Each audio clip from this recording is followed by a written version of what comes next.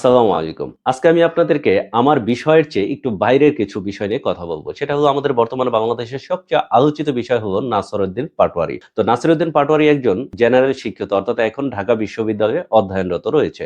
কিন্তু আমি যতটুকু জানি উনি কওমি মাদ্রাসায় শরহে বেকার পর্যন্ত পড়াশোনা করেছে। অর্থাৎ উনি যদি আর ৩ বছর পড়াশোনা করত তাহলে কিন্তু উনি প্রপারলি আলেম হতে পারত। তো উনি যেহেতু প্রপারলি আলেম হয় নাই কিন্তু শরহে বেকার পর্যন্ত যে মানুষটা ঠিকঠাক মতো পড়াশোনা করবে সে কিন্তু আরবি ব্যাকরণের প্রতি ভালো একটা ধারণা রাখে। অর্থাৎ উনি কিন্তু কোরআন তর্জমা করে পড়তে পারবে। সে এরকম একটি পর্যায়ে চলে যায়। তো আমি যেটা বলতে চাচ্ছি যে একটা কওমি মাদ্রাসার স্টুডেন্ট যাদেরকে মানুষ খেত ভাবে অথবা যাদেরকে মানে আধুনিক ভাবে না, সেই মানুষটা ঢাকা বিশ্ববিদ্যালয়ে পড়াশোনা করে রাজনীতির মাঠে গিয়ে এত মানুষের ফোকাস নিতে পারছে। এটা কিন্তু আসলে একটা স্মার্টনেস বিষয় বা ভালো একটা বার্তা দিচ্ছে কওমি মাদ্রাসার স্টুডেন্টরা।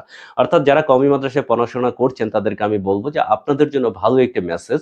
অর্থাৎ আপনার দ্বারাও কিন্তু সম্ভব আছে যে আপনি এরকম ভালো পর্যায়ে এসে ভালো কিছু করতে পারবেন। আপনি কওমি মাদ্রাসায় পড়ছেন বিধায় যে আপনি শেষ হয়ে যাচ্ছেন বা আপনি আধুনিকতার বাইরে রয়েছেন এরকম কিছু না। আসলে আধুনিকতার বিষয়টা হলো নিজের উপরে ডিপেন্ড করে। আপনি নিজেকে ইংরেজিতে ভালো দক্ষ করে তুলুন। আপনি নিজেকে বাংলা গ্রামারে ভালো দক্ষ করে তুলুন। অথবা আপনি কারিগরি শিক্ষা যেকোনো একটি শিক্ষাকে আপনি ঠিকঠাকভাবে ধরুন। অথবা আপনি ভালো একটা ব্যবসা শিখুন। এরকম আপনি কওমি মাদ্রাসায় পড়াশোনা করেছেন বিধায় যে আপনার মানে শিক্ষকতা করেই খেতে হবে এরকম কিছু না। আপনাকে নতুন চিন্তাধারা তৈরি করতে হবে। যেমন নাসিরউদ্দিন পাটোয়ারি একটা শরহে বেকার স্টুডেন্ট এই পর্যায়ে এত মানে প্রফেশনাল রাজনীতিবিদ হবে বা এই পর্যায়ে চলে যাবে এটা কেউ কখনো চিন্তাও করতে পারেনি।